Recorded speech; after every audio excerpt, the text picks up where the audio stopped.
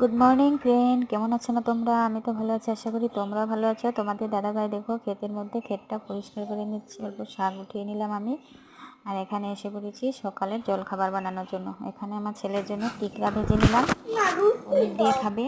আজকে স্কুলে যাইনি, পরীক্ষা আছে 13 তারিখ, তাই ভাবছি আমি ঘরেই পড়াবো ওকে। তাই সকালের জলখাবারটা আমি তাড়াতাড়ি বানিয়ে নিচ্ছি। দেখুন আমি টিকরাটা ভেজে নিচ্ছি সুন্দর করে। এটা চা বা যে কোনো সবজির সঙ্গে খেতে খুবই ভালো লাগে। দেখুন আমি লাল করে ভেজে নিচ্ছি। ওকে খাবারটা দিয়ে তোমাদের দাদার জন্য আমি ভাতটা বসিয়ে দেবো। এখন বাজে 7:30।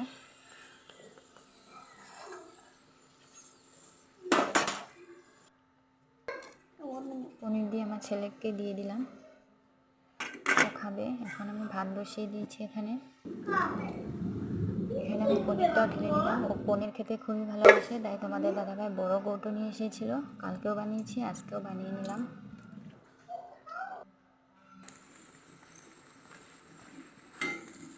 দুপুরের জন্য মাছ আনবে, তো আমার ছেলে পনির খেতে ভালোবাসে, তাই পনিরটা বানাবো।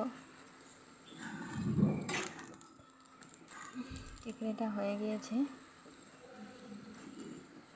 এখন আমি ডালটা বসিয়ে দেবো। আমাদের দাদাভাই সকালবেলা ডালটা লাগে।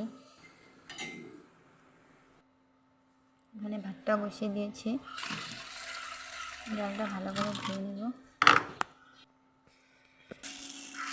ডালটা আমি বসিয়ে দিলাম। এখানে পনিরের জন্য আলুগুলো ভালো করে ধুয়ে নেব। পনিরের জন্য ছোট ছোট আলু দিয়ে পনির বানালে খুবই খেতে ভালো লাগে, টেস্টও হয়। শাকটাও ধুয়ে নিলাম।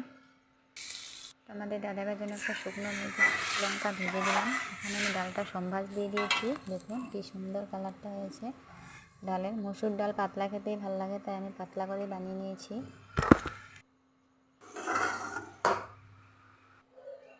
হয়ে গিয়েছে আমার ডালটা। চাটনি, পেঁয়াজ, শাকও হয়ে গিয়েছে। এখানে তোমাদের দাদাভাইয়ের জন্য থালাটা বেড়ে নিলাম। দাদাভাই শাক বেড়ে নিয়েছি, সঙ্গে আছে পেঁয়াজ, আমের চাটনি, ডাল, পনিরও আছে সঙ্গে।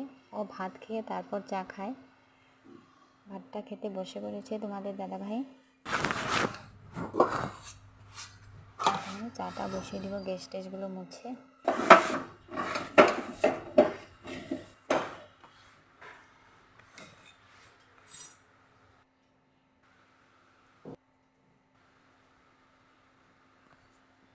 আমার পরিষ্কার হয়ে গিয়েছে। তোমাদের দাদাভাইকে জিজ্ঞাসা করলাম কেমন হয়েছে, বলতে